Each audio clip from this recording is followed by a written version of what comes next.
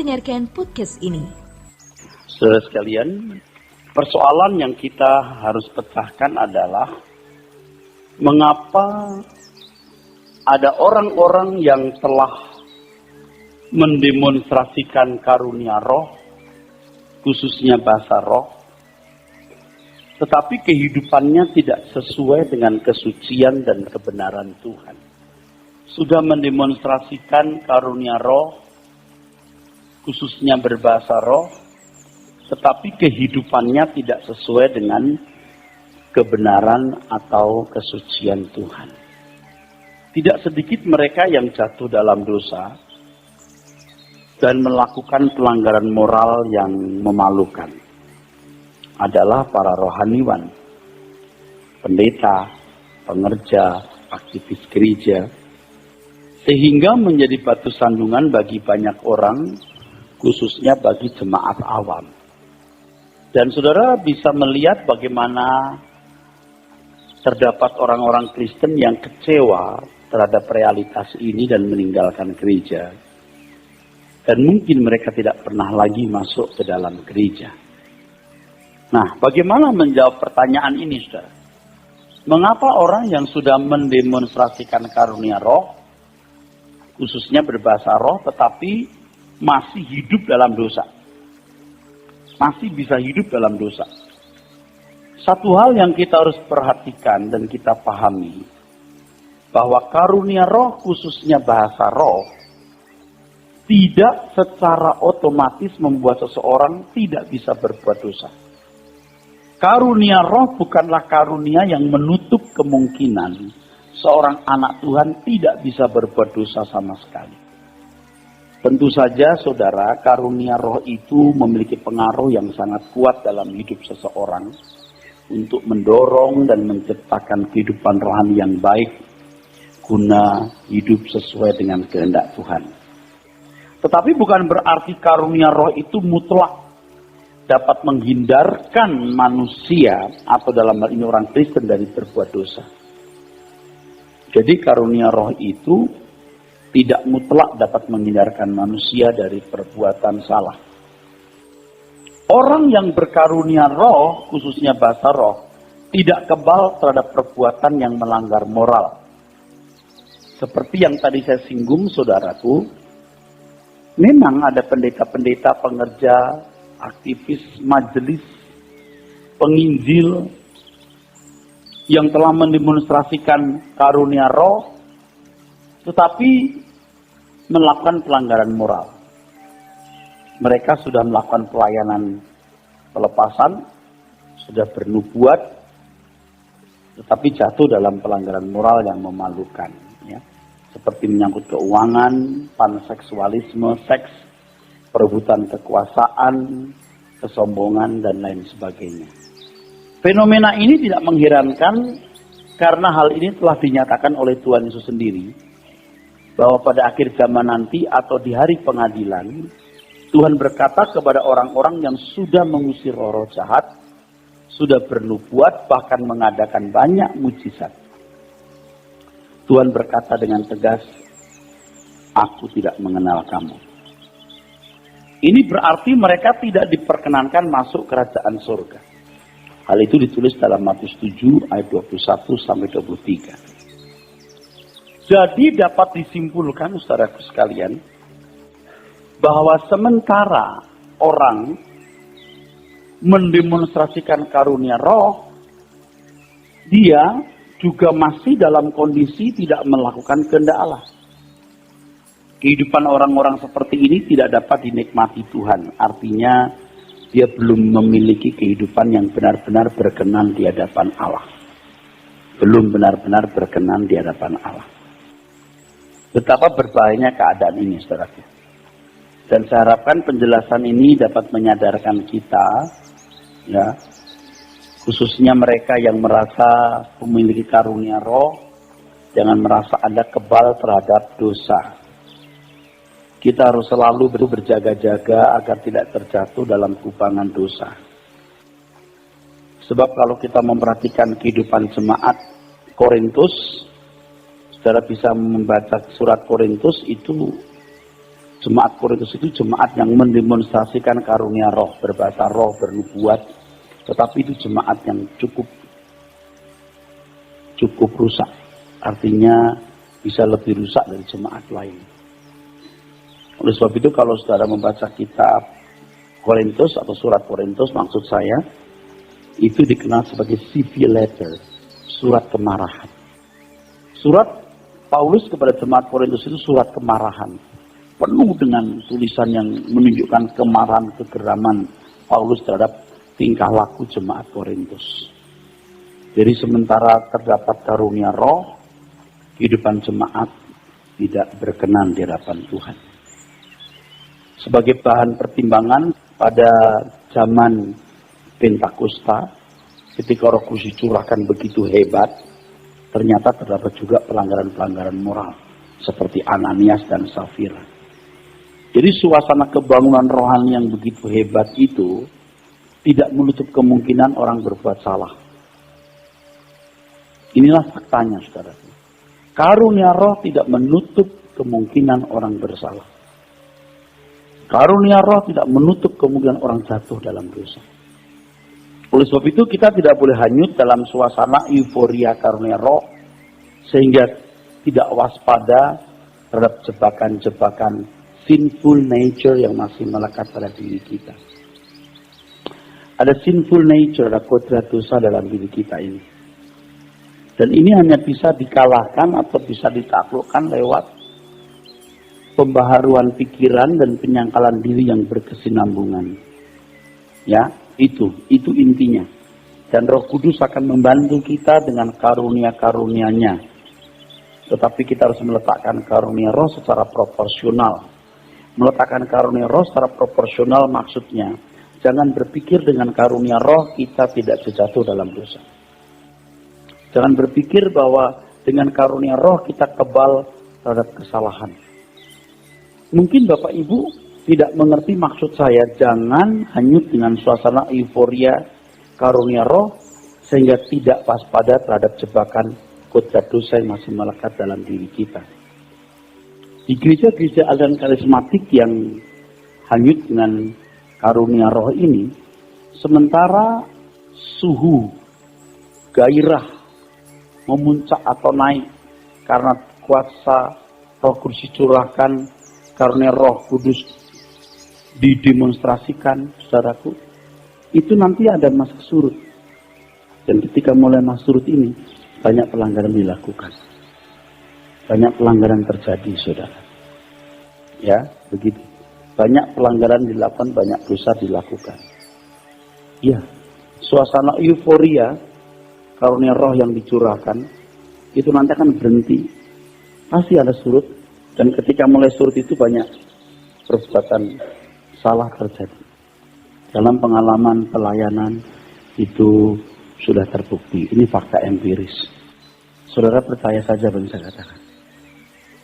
Ini fakta ya yang tentu sudah saya amati dan dari pengalaman panjang 30 tahun lebih saya melayani di gereja Tuhan ini. Tidak sedikit pelayan Tuhan yang dapat mendemonstrasikan karunia roh, khususnya bahasa roh, merasa bahwa dirinya sudah di puncak kedewasaan rohani.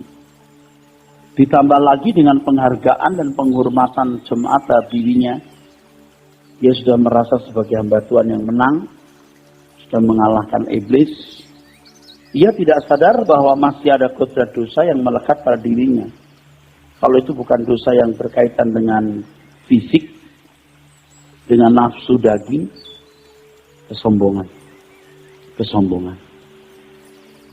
Saya memperhatikan saudara sekalian, kalau orang sudah memiliki karunia roh, tanpa diimbangi dengan pengertian akan kebenaran firman Tuhan yang mengubahkan manusia batiniahnya, kalau bukan pelanggaran moral yang memalukan, kesombongan, keangkuhan.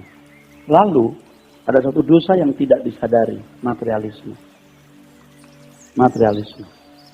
Diam-diam dia juga menikmati kekayaan. Saudaraku sekalian, orang-orang seperti ini adalah mangsa yang mudah disentuh oleh iblis. Singa yang mengaum. Suasana lengah seperti ini diharapkan oleh iblis. Oleh sebab itu orang percaya harus berjaga-jaga dan berdoa. Saya memberikan contoh di sini Petrus dan Yudas. Di dalam dua teks, dua ayat yang saya tulis di sini, bahwa Petrus juga kerasukan iblis, Yudas juga kemasukan iblis. Mereka orang-orang yang pasti sudah membaptis, karena yang membaptis bukan Tuhan Yesus, tapi mereka.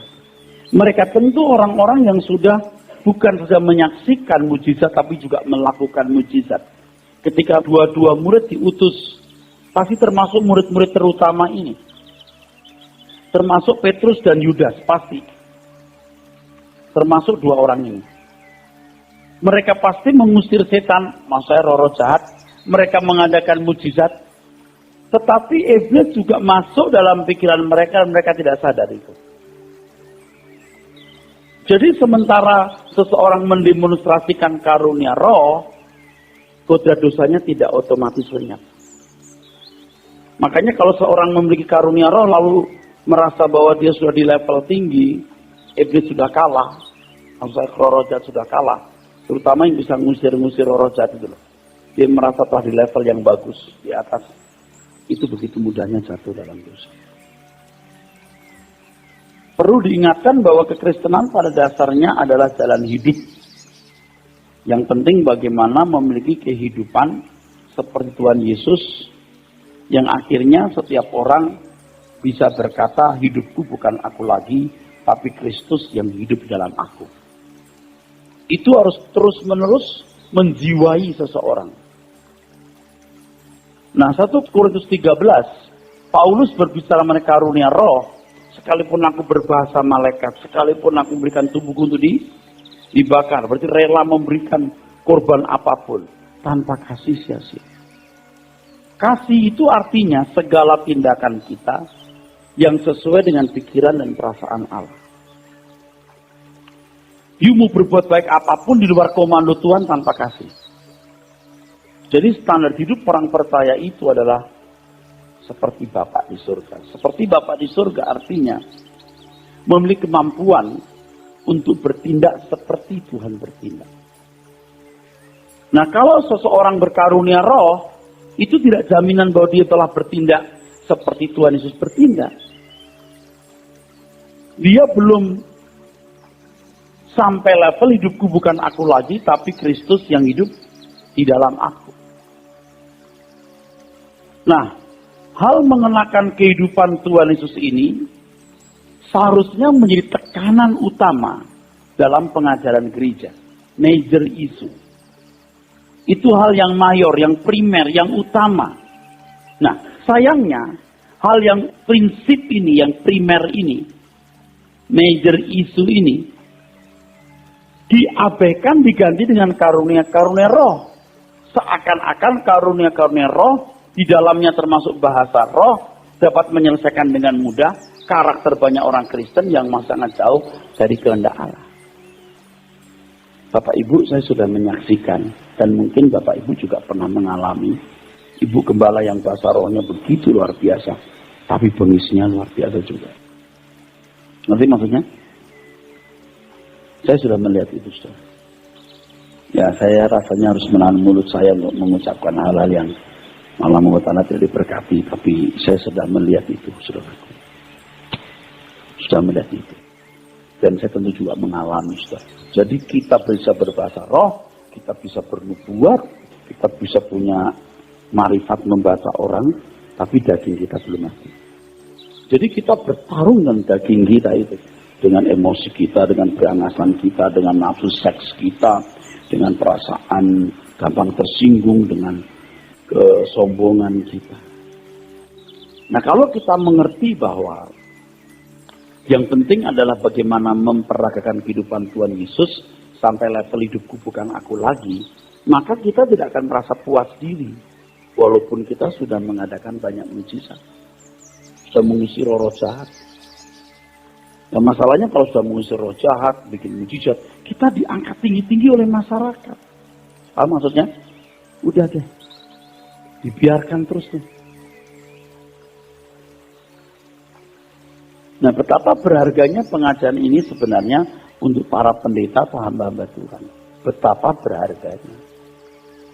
Supaya di tengah-tengah suhu kebangunan rohani yang hebat karena karunia roh dicurahkan, kita tetap berjaga-jaga. Tidak usah nunggu keluar gereja loh. Sementara di kebaktian Roh Kudus dicurahkan, bahasa roh bernubuat, mujizat. Di mimbar kita sombong. Udah salah itu. Udah salah. Sangat besar itu kemungkinan.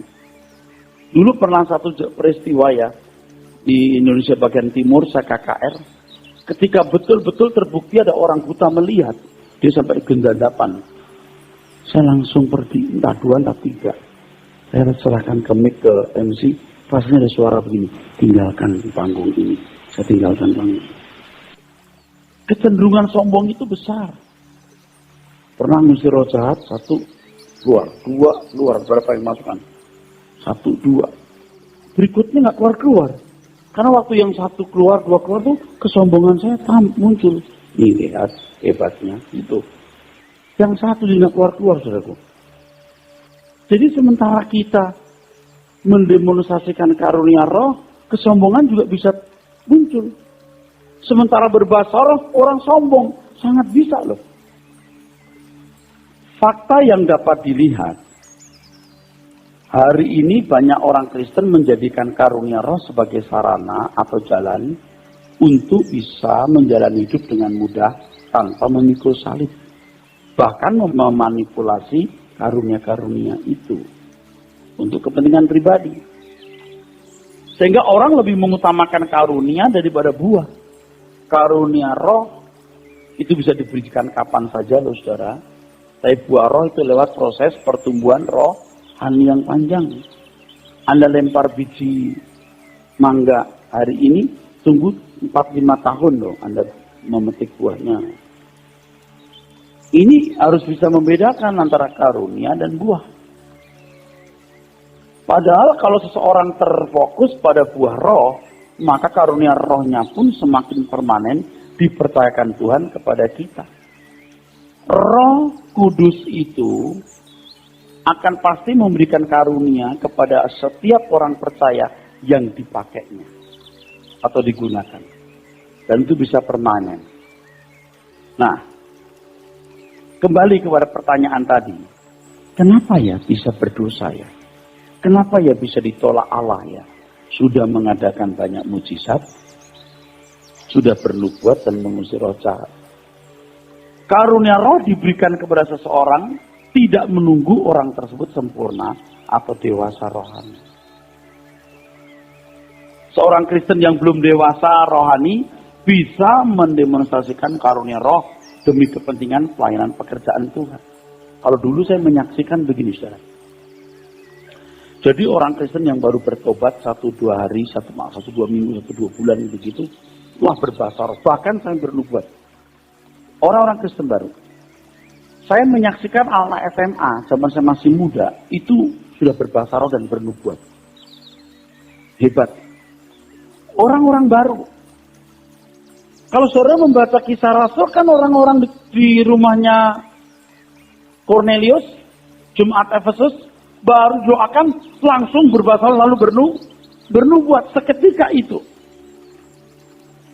Jadi sementara seseorang mendemonstrasikan karunia roh, kodrat dosanya masih kuat mengakar dalam dirinya. Ia belum dewasa. Kalau ia bertumbuh dewasa atau menjadi semakin seperti Yesus, ia bisa berkarakter baik menurut standar Allah. Maka karunia-karunia roh yang dipercayakan kepadanya itu akan semakin kuat. Menetap, bahkan Tuhan menambahkan dengan karunia lain. Tetapi kalau seseorang tidak bertumbuh dewasa, biasanya menyalahgunakan karunia, menjadi sombong, jatuh dalam dosa. Maka karunia-karunia itu akan berangsur hilang. Jadi hilangnya enggak? Gitu enggak? Berangsur-angsur hilang. Karena sementara berangsur-angsur hilang itu sebenarnya Tuhan memberi kesempatan dia untuk bertobat. Kalau dia bertobat dia balik kembali karunia itu. Sampai totally lenyap. Totally lenyap. Tapi dia pikir bahwa apa yang pernah terjadi dulu itu prestasinya dia. Jadi jangan heran kalau orang berkata, bukankah kami sudah mengusir roh jahat, bernubuat dan mengadakan banyak mukjizat dulu. Tidak mungkin karunia itu permanen, tidak mungkin. Tidak mungkin. Jadi sementara berdosa, masih punya karunia, tidak bisa.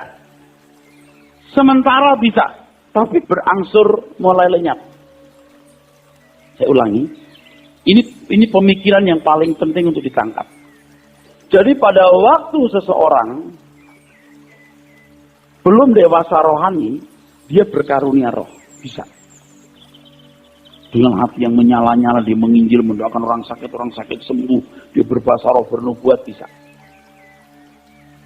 Ini kebijaksanaan Tuhan dan nyatanya begitu, jadi saya tidak bisa membantah. Lah faktanya begitu. Nggak bisa dibantah gitu loh saudara. Tidak nunggu di dewasa baru, enggak. Bisa. Nah itu yang berdoakan sudah bernubuat, betul? Tapi ketika dia tidak mengimbangi dengan pertumbuhan kedewasaan rohani, itu karunia akan berangsur-angsur lenyap. Kenapa berangsur?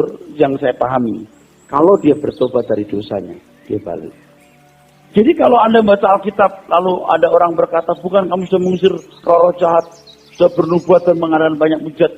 Loh kok ditolak? Ya, dia pernah melakukan. Tapi akhir hidupnya pasti tidak benar. Sampai Tuhan berkata, aku tidak kenal kamu. Aku tidak menikmati. Aku tidak ginosko kamu. Anda pernah dengar nggak orang berkata, dulu saya mendoakan orang sakit sembuh, saya begini-begitu. Sekarang hilang. Betul nggak? Pasti. Nggak mungkin permanen dia miliki. Pasti. Tidak permanen. Kalau karunia yang dimiliki itu karunia yang mengajar. Ada kan? Karunia yang berpengetahuan. Khotbahnya mulai hambar. Mulai tawar. Nggak ada isinya, menjenuhkan. Nanti ada, mulai turun. Itu saudara. Tuhan tidak akan mempercayakan karunia-karunia roh kepada mereka yang hidup dalam dosa. Jadi sejak seseorang tidak menjaga kesucian hidupnya, ia mendukakan roh, ia bisa mulai memalsukan karunia itu. Nah, ini dia. Mulai memalsukan. Kalau itu bernubuat, dia memasukkan nubuat. Kalau dia bahasa roh, dia memasukkan bahasa roh. Udah biasa kan? Dia palsukan. Kalau kesembuhan, nah itu susah dipalsu, tapi saya mengerti. Dia akan, ciri-cirinya begini. Dia akan mendaur ulang kesaksian kesembuhan yang pernah terjadi. Betul-betul pernah terjadi, mendaur ulang. Yang kedua, dia akan menyaksikan kesembuhan yang belum tentu objektif. Kesembuhan itu bukan mungkin karena satu efek placebo, efek psikologi, ya, efek psikologi. Yang kedua, memang sembuh bukan karena pendeta itu, karena iman orang tersebut. Tentu diakui karena dia yang memimpin atau mendoakan. Tapi bukan karena dia. Nanti di surga berkasih tahu dia sembuh bukan karena kamu, karena dia. Jadi jangan heran kalau orang-orang yang hidupnya sudah tidak lurus itu kalau KKR masih ada kesembuhan. Bukan karena dia. Karena orang yang didoakan itu sendiri punya iman untuk sembuh. Kenapa ya orang yang berkarunia roh bisa berbuat dosa? Kalau dia hidup dalam dosa, berbuat dosa bisa. Jatuh dalam dosa bisa. Tapi dia bertobat minta ampun, dia naik lagi. Tapi kalau hidup dalam dosa, tidak mungkin punya karunia itu. Tidak mungkin. Tidak mungkin aja. Maksud tidak mungkin. Roh itu tidak mungkin kompromi, dia akan surut. Langsung hilang, tidak surut ya. Tapi kalau Anda melihat hamba Tuhan karunianya surut, itu belum tentu dia berbuat dosa juga. Karena usia. Tahu? Dan Tuhan mengatakan sudah waktunya kamu tidak lagi. Yang kedua, karena Tuhan mau menggantikan yang lain, sebab kalau tidak digantikan dia dikutuskan. Dan Tuhan tidak ingin ada seorang pun dikutuskan. Makanya kalau hamba Tuhan yang hebat, yang berkarunia roh hebat, itu hari tuanya mulai mengajar, menasehati. Dia tidak lagi membuat hal-hal yang bersifat spektakuler, yang membuat dirinya dikutuskan. Anda perhatikan, hamba Tuhan yang hebat, yang saya perhatikan, senior-senior kami, hari tuanya sudah enggak tumpang tangan, orang sembuh, berbahasa roh, enggak.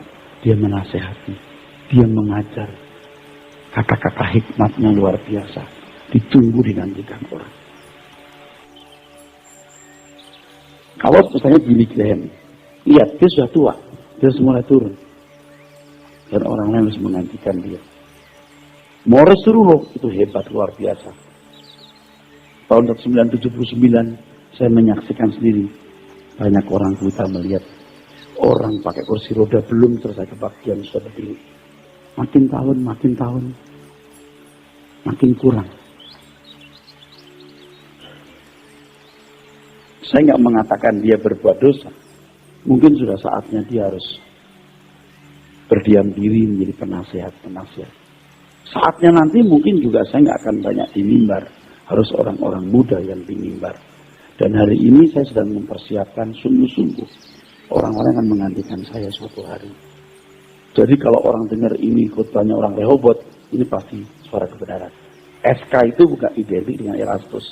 SK identik dengan Rehoboth. Kalau sekarang kan Erastus semua. Nanti harus mulai hilang. Ya, harus digantikan. Sebab paling tidak ya,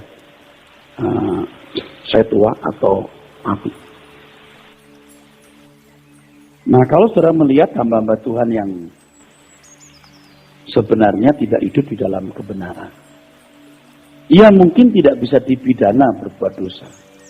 Ya, hamba Tuhan yang agung di mata jemaat, ya, dia punya reputasi juga baik, saudara.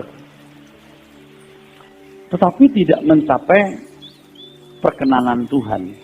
Sebab perkenanan Tuhan yang harus dicapai setiap orang Kristen adalah dinikmati oleh Tuhan. Hidupku bukan aku lagi, tapi Kristus. Kalau seorang hamba Tuhan atau saudara semua anak-anak Tuhan tidak memiliki fokus itu, tidak bisa dinikmati oleh Tuhan, Anda tidak berkenan di hadapan Tuhan. Tidak berkenan.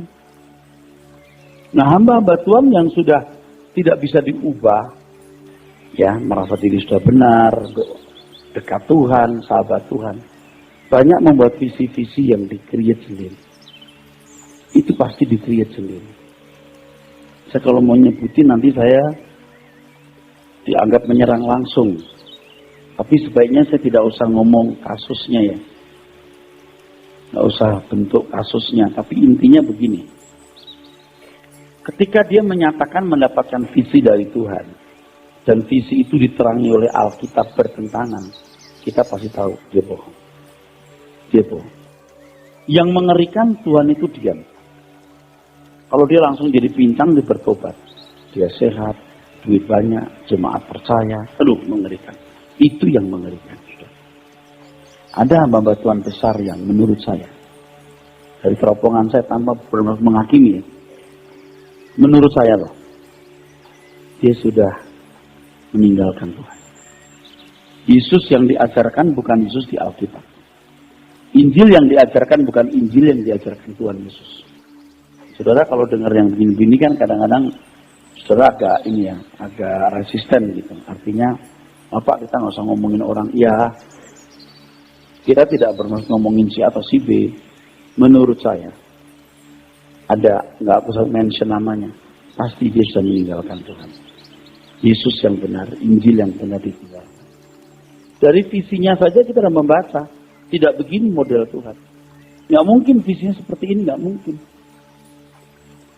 Ini nggak sesuai Alkitab itu pernyataan itu, nggak sesuai Alkitab. Tapi karena jemaat, saudaraku sekalian, karena jemaat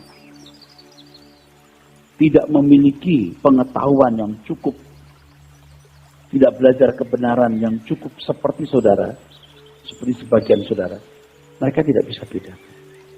Tapi kalau saudara ikut terus belajar kebenaran melalui Friday Bible Teaching, Sunday Bible Teaching, atau mendengarkan CD khotbah, saudara kan cepat sekali mendeteksi satu ajaran yang bertentangan dengan Alkitab.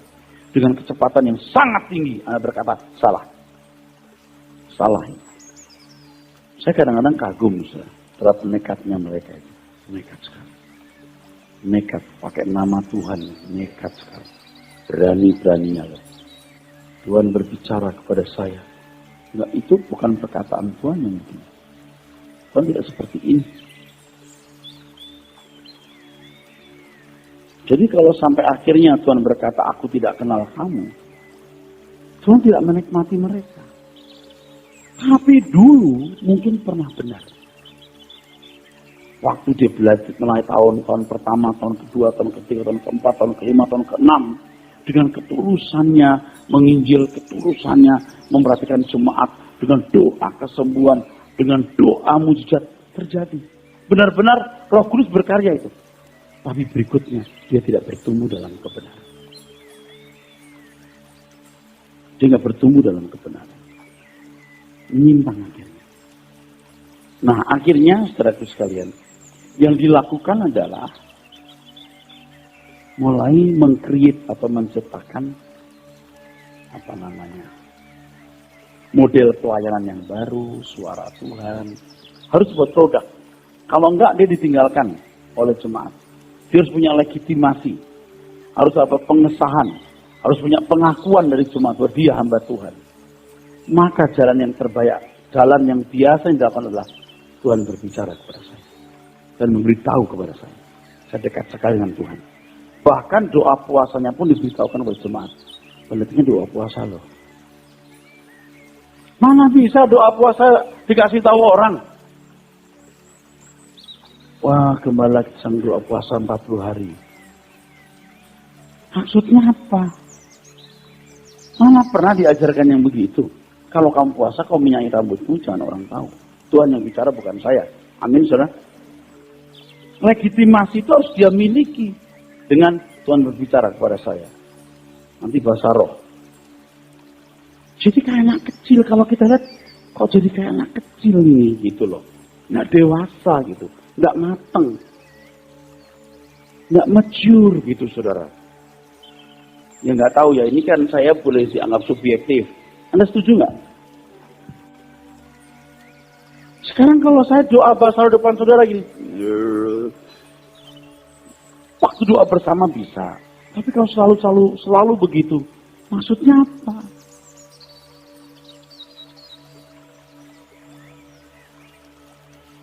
Dia kayak begitu intimnya gitu loh sama Tuhan, lalu Tuhan berbicara pada saya hari ini terus sekalian.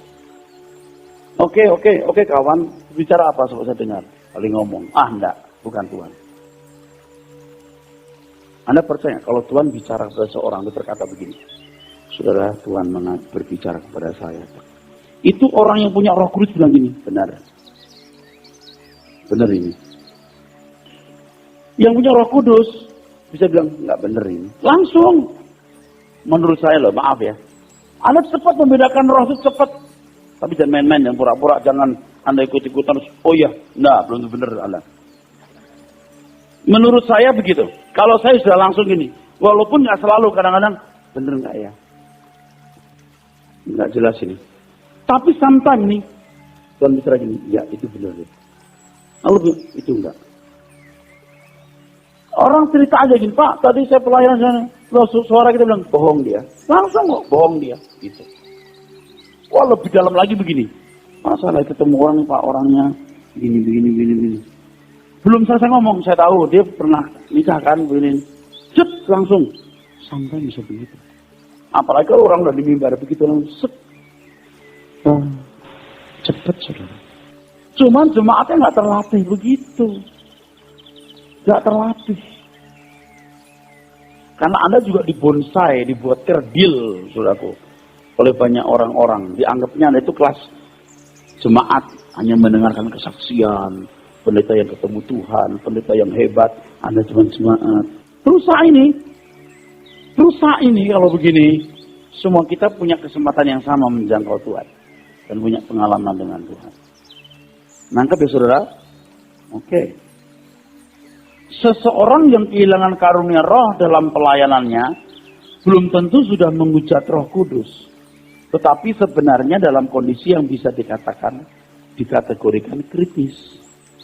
Jadi kalau karunia rohnya sudah hilang, itu belum tentu menghujat. Kalau dia bertobat, ya dia dipulihkan. Dalam dipulihkan, belum tentu karunianya dipercayakan kembali loh. Apalagi kalau itu dosa sudah dilihat oleh umum, dilihat umum dosa itu, dia nggak bisa dipercaya lagi. Anda ngerti maksudnya? Kalau dosa itu nggak dilihat oleh umum, dia bisa dipulihkan kembali, bisa. Tapi kalau dilihat oleh umum, itu berarti dosa itu sudah terlalu besar. Artinya orang itu sudah terlalu kurang ajar, sehingga diizinkan oleh Tuhan untuk dilihat umum. Banyak dosa dilakukan tidak diperhitungkan oleh Tuhan. Tuhan menutupi dari pandangan mata umum. Tapi kalau sampai dilihat umum, itu karunianya tidak bisa dikembalikan. Susah. Susah. Pendeta penting jatuh yang kejatuhannya jatuh umum oleh publik, susah dikembalikan karunianya. Hampir nggak pernah saya temukan yang hampir. Kalau Kathryn Kuhlman pernah begitu, jangan lupa Kathryn Kuhlman sebelumnya memang belum terkenal dia, nggak dikenal. Dan ada beberapa alasan yang lain.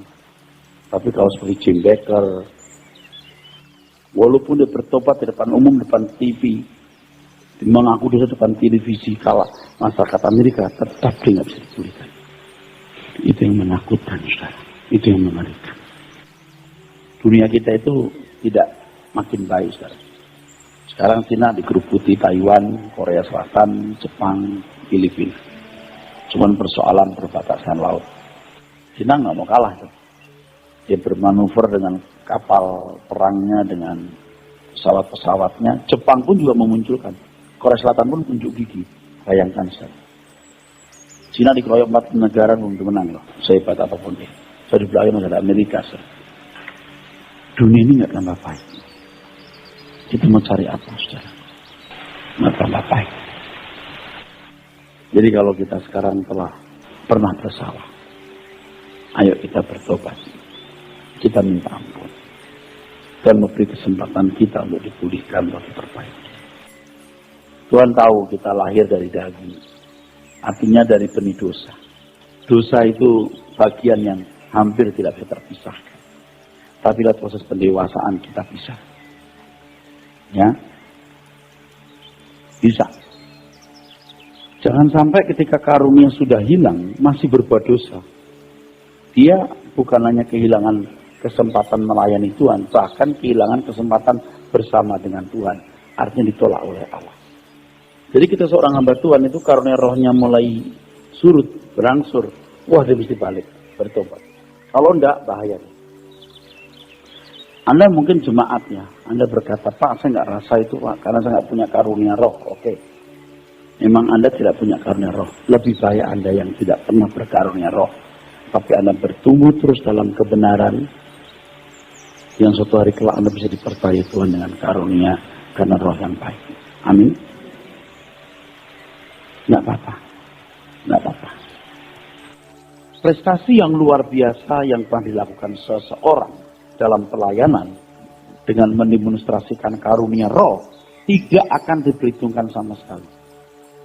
Jadi walaupun dia pernah mendemonstrasikan karunia roh, apakah itu bahasa roh, mujizat, kesembuhan, tidak diperhitungkan sama sekali. Bukan jasa. Yang orang bisa berkata, bukankah kami sudah mengusir setan? Enggak. Itu bukan ukuran. Ukuran itu melakukan kehendak Bapa.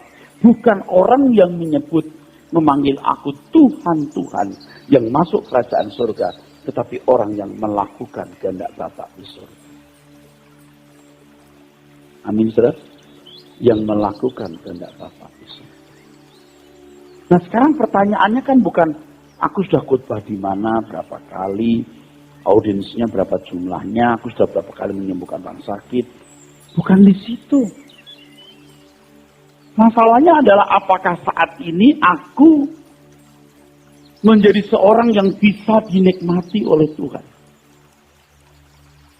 Perkenanan di hadapan Tuhan itu ukuran keselamatan yang sejati. Memang perbuatan baik tidak menyelamatkan, tapi orang yang diselamatkan pasti berbuat baik, bahkan sempurna. Jadi kalau orang terus-menerus berbuat jahat adalah orang yang tidak memiliki keselamatan. Jangan heran kalau Paulus berkata, aku berusaha, baik aku diam dalam tubuh ini maupun di luarnya, supaya aku berkenan. Saya termasuk orang yang sudah berkali-kali jatuh dalam dosa, saudara. Saya berkelahi dengan pendeta lain, saya ngomongin pendeta lain, saya di belakang saya mencapik-capik nama baiknya, emang buruk menurut saya. Tapi itu nggak benar. Nah sekarang Pak Ras jelek-jelekin, oh tidak, saya tunjukin kebenaran. Yang kepalsuan begini, saya nggak sebut nama. Anda mempertimbangkan, oh tapi Anda berkata, itu tertuju ke dia Pak, ya terserah. Tertuju ke dia atau tidak, terserah. Ukuran kebenaran begini. Kan kalau yang asli begini, yang palsu begini, kan harus menunjukkan. Kalau yang asli itu terbuka begini, yang dikucur-kucur, oh ini palsu. Wah ini menunjuk ke dia Pak, ya terserah. Saudara pertimbangan sendiri loh. Amin saudara. Bukan beta. Anda yang pertimbangkan sendiri. Dan Anda tahu nggak? Ini bicara soal kekekalan. Ini nggak main-main, kekekalan loh saudara. Ini kekekalan. Paulus saja berkata, aku berusaha, baik aku diam dalam tubuh ini maupun di luarnya, supaya aku berkenan. Ini kekekalan loh saudaraku. Saya nggak tahu ya, saudara itu berapa banyak yang betul-betul hatinya terbuka, lalu berani membayar harganya. Aku mau menjadi berkenan kepada Tuhan. Aku mau hidup tidak bersalah, tidak bercelah. Yang sungguh-sungguh punya komitmen saja bisa jatuh bangun loh saudaraku. Apalagi Anda tidak punya komitmen. Nggak bisa. Kalau anak-anak muda ya, seumur 22, 23, 24, 25. Mau sungguh-sungguh kalian ya. Dari saat ini, aku mau hidup tidak bercelah, tidak bercacat. Wah kamu hebat. Karena seusia kalian aku udah begitu. Walaupun begitu, aku masih jatuh bangun. Biasanya hamba Tuhan yang kehilangan karunia roh mulai banyak berdusta. Dengan berbagai kesaksian-kesaksian untuk mempertahankan legitimasi dari jemaat atau masyarakat umum. Kesaksian yang menyangkut dirinya. Kesaksian itu pendeta yang penuh kelemahan juga, kekurangan juga. Agak beda ya. Halo? Tapi kan kalau banyak pendeta kan, saya tidak punya dosa. Dari kecil saya kudus. Ada yang begitu, ada gitu. Kalau saya enggak, saya urahkan. Saya berangasan, saudaraku. Saya berantakan, saudaraku. Saya tidak baik, tapi saya mau berubah.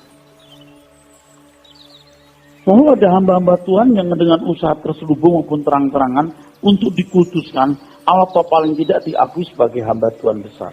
Ini masa udah bisa membaca banget. Ini mau dikultuskan orang ini. Dia mau jadi besar. Dan salah satu yang mengangkat dirinya satu gedung. 2 jumlah jemaat. 3 bikin seminar-seminar yang mengundang pendeta besar. Dia ikut di situ. Nanti maksud saya. Tidak selalu begitu salah satu caranya. Karena saya pernah melihat orang-orang begitu. Dia dibandingkan dia yang ngundangin lu belum apa-apa dibanding dia, nggak seimbang. Apa nggak boleh Pak? Ya bersuka-suka situ deh. Jadi bagaimana memberikan nilai-nilai lahiriah atau terfokus pada nilai-nilai lahiriah seperti kemegahan gedung, jumlah jemaat, aset gereja, popularitas antara gereja yang dibuat akbar, besar. Kita menghindari itu. Kita ngundang pendeta hebat, anakun enggak. Penyanyi hebat enggak ada. Udah enggak ada.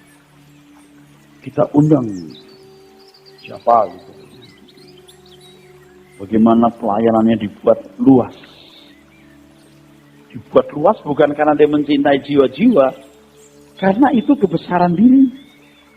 Dia kehilangan visi. Visi Tuhan itu sebenarnya cuma satu kok. Keselamatan. Katakan amin. Membawa orang kembali ke rancangan semula. Udah.